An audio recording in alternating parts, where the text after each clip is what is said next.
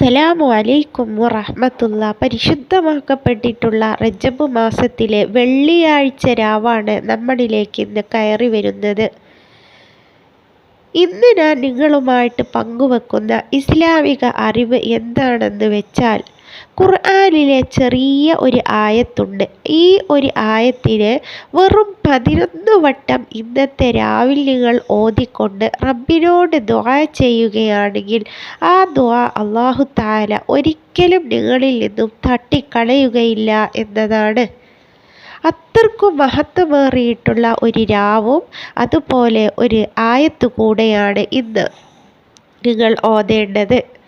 ഇന്നത്തെ ഈ ഒരു രാവെന്ന് പറയുന്നത് റജബിൽ, അള്ളാഹുവിൻ്റെ മാസമായിട്ടുള്ള റജബിലെ വെള്ളിയാഴ്ച രാവാണ്. വെള്ളിയാഴ്ച രാവെന്ന് പറയുമ്പോൾ ഒരുപാട് മഹത്വങ്ങളുണ്ട്. ഇതിൻ്റെ മുമ്പത്തെ വീഡിയോയിലൊക്കെ അതിൻ്റെ മഹത്വങ്ങൾ ഞാൻ പറഞ്ഞിട്ടുണ്ട്.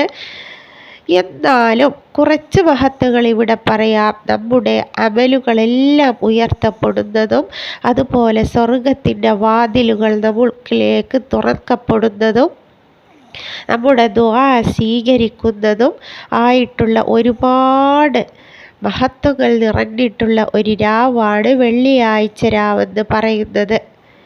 ഈ ഒരു വെള്ളിയാഴ്ച രാവിൽ നമ്മൾ എന്ത് കാര്യങ്ങളും ആത്മാർത്ഥമായിട്ട് നമ്മൾ ദുആ ചെയ്യുകയാണെങ്കിൽ നമ്മുടെ ആവശ്യം അല്ലാഹു തആല നമുക്ക് ഹാസിലാക്കി തരുന്നതാണ്.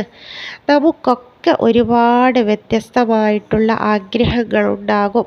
ആ ആഗ്രഹങ്ങൾ നടന്നു കിട്ടാൻ വേണ്ടിയിട്ടാണ് നമ്മളെല്ലാവരും ശ്രമിക്കുകയും ചെയ്യുന്നത്. അത് എത്ര കഠോരമായിട്ടുള്ള ആഗ്രഹങ്ങളാണെങ്കിൽ പോലും തീർച്ചയായിട്ടും ഈ ഒരു രാവിലേരുകൾ ഈ ഒരു ആയത്ത് കൊണ്ട് ഉപയോഗപ്പെടുത്തുകയാണെങ്കിൽ ഈ ഒരു രാവ് കൊണ്ട് തന്നെ നിങ്ങളുടെ ആഗ്രഹം അല്ലാഹു തആല കബൂലാക്കി തരുന്നതായിരിക്കും. ഏതാണ് ചെറിയ ആയത്ത്?